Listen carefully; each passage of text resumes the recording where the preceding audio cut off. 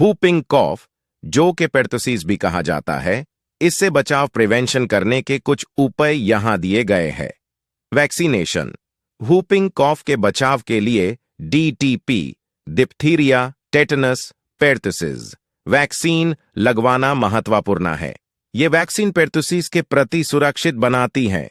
Hygiene का ध्यान रखें, हाथ धोने की आदतें बनाएं और किसी भी व्यक्ति से डायरेक्ट कांटेक्ट से बचिए। इन्फेक्टेड व्यक्ति से दूर रहें। whooping कॉफ के संक्रमित व्यक्ति से दूर रहना महत्वपूर्ण है। whooping कॉफ के लक्षण दिखते ही चिकित्सक से संपर्क करना महत्वपूर्ण है। वैक्सीन लगवाने और सुरक्षित व्यवहार का पालन करके इस बीमारी को रोक सकते हैं। अगर ऐसे ही बीमारियों से बचना चाहते हो तो मेरे चैनल को लाइक और सब्सक्राइब करें। धन्यवाद।